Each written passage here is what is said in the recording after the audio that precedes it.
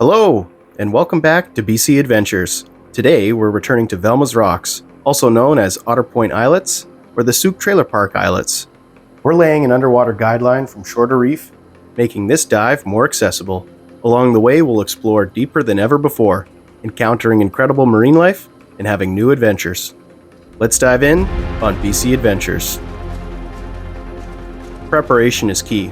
We're packing our gear and checking it, ensuring everything is in order for a safe and successful dive.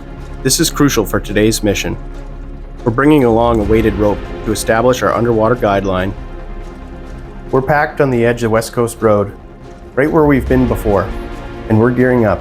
Tank strapped, dry suit zipped, and you can feel the excitement building. John and I go over the dive plan. We'll access the beach via public green space. Then we walk carefully down the road.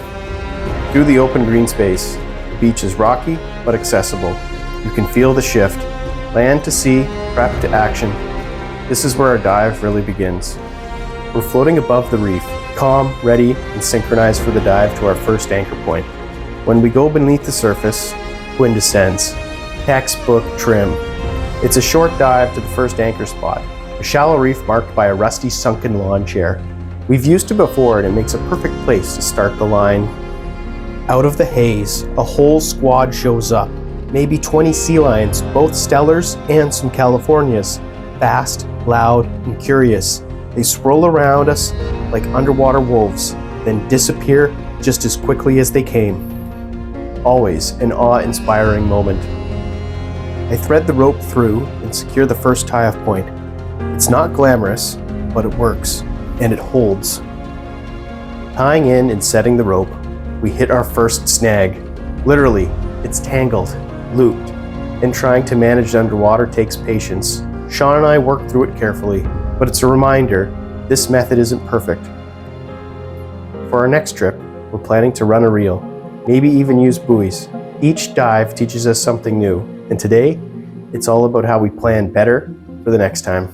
The guideline is complete. From shore to islet, our new underwater route is laid, ready for future dives. Fish-eating anemones are everywhere here, tentacles outstretched. They snatch food from the current, beautiful and a bit terrifying if you're a small fish. Giant plumose anemones cover the reef like underwater feathers. They can grow up to a meter tall, filtering nutrients with each gentle sway. The reef is dotted with sea stars, bright textures and spread out like ornaments. Some cling to the rock, others stretch across the sand. They feel almost still, but you know each one is a part of the rhythm that makes this place beautiful. We catch a sunflower star mid-meal, devouring an urchin. Dozens of arms work together, slow but relentless. Delicate octocorals bloom in tiny trees, a subtle but reliable sign of what's nearby. Then, nudibranch eggs, spiraled white ribbons clinging to the vertical wall, drifting in the current. Everything connects, eggs, prey, and shelter, leading us to a colony of orange peel nudibranchs. Bright orange and large, these nudibranchs can grow up to 20 centimeters long. They glide slowly across the rock, grazing on soft corals, hidden, vivid, and thriving in the cold Pacific current. Crabs of all kinds roam here. Hermit crabs with borrowed shells, decorator crabs covered in algae, and kelp crabs blending in with the stipes. Camouflage is incredible, an evolutionary edge in an exposed reef filled with predators. Then we see it.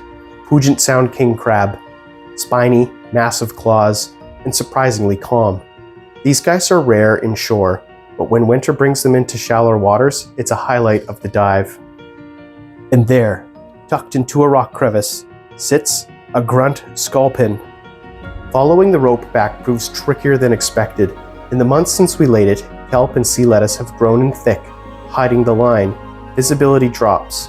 We fan around, searching for movement, tension, anything, and eventually we spot it. But it reminds us how wild the Pacific Northwest truly is. The lawn chair! We found it! Right where we had hoped. Near the exit, we see whelks, some mating, and others have laid eggs on the rock face. Their spiral shells twist like augers, and the egg masses cling to the walls like tiny ghost lanterns. A quiet, beautiful end to the dive. We drift through a narrow channel near the end of the dive. The current slows and the light shifts and everything feels calm. It's like the kind of moment that makes it all worth it. But kelp grows fast, up to half a meter a day in ideal conditions. It provides food, oxygen, and shelter for dozens of marine species. But the ecosystem isn't balanced everywhere.